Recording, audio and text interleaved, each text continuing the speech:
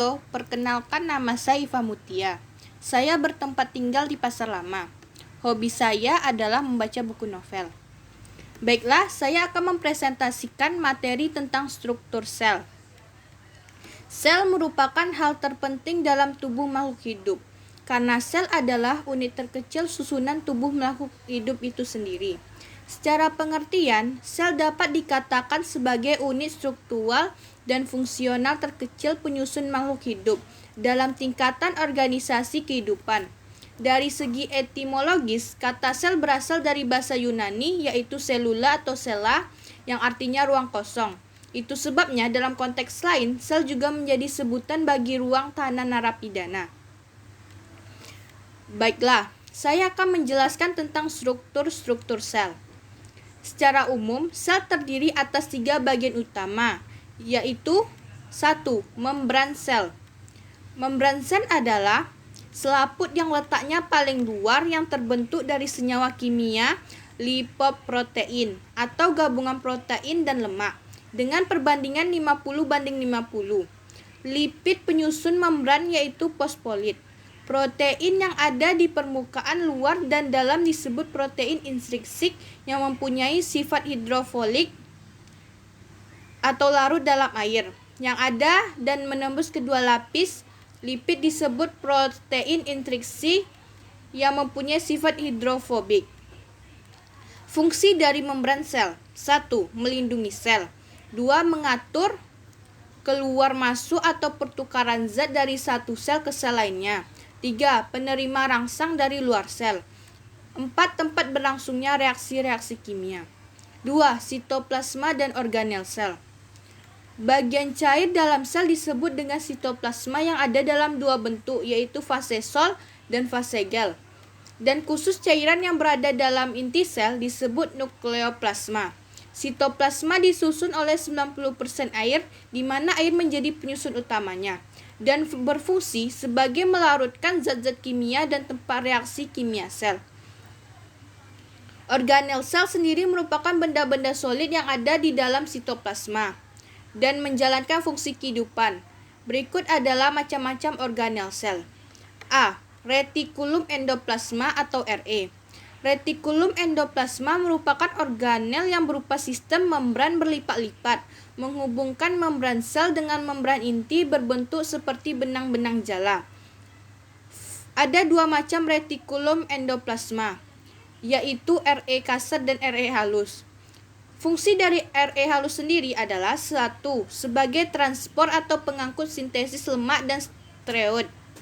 2. Tempat menyimpan fosfolid, glikolipid, dan steroid.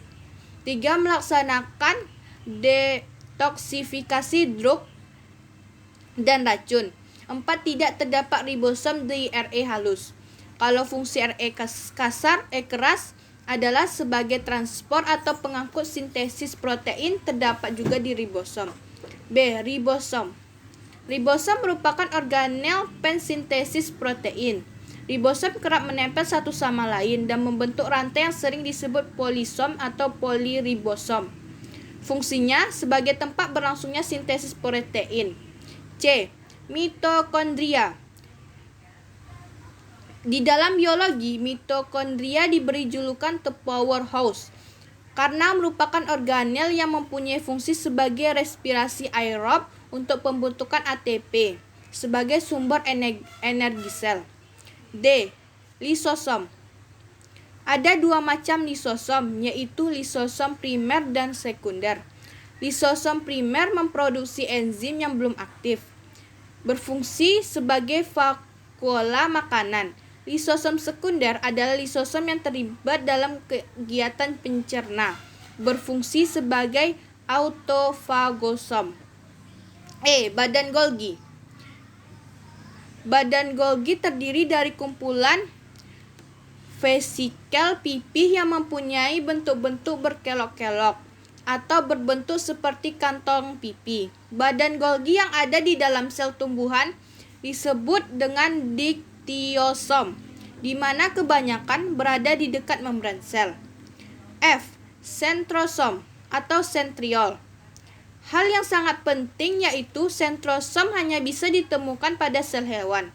Sentrosom saat reproduksi, sel akan membelah menjadi sentriol. Dia berperan sebagai kegiatan pembelahan sel dalam membentuk benang spindel. Benang ini yang menarik kromosom menuju ke kutub sel berlawanan. G. Plastida. Plastida ialah organel yang umumnya berisi pigmen. Plastida yang berisi pigmen klorofil disebut kloroplas. Fungsinya yaitu sebagai organel utama dalam proses fotosintesis. H. Vakuola atau rongga sel. Vakuola tidak dimasukkan dalam organel sel oleh beberapa hal. Benda ini bisa dilihat melalui mikroskop cahaya biasa. Vakuola berisi garam-garam organik, tanik, glikosida, minyak eteris, enzim, alkaloid, dan butir-butir pati. I. Mikrotubulus. Mikrotubulus berbentuk benang silindris, kaku, dan mempunyai fungsi untuk membentuk silia. Contoh organel ini diantaranya benang-benang gelembung pembelahan. J. Mikrofilamen. Berdasarkan hasil penelitian, mikrofilamen ikut andil dalam proses pergerakan sel, eksositosis dan endositosis. Contohnya yaitu gerakan amuba. K. Peroksisom atau badan mikro.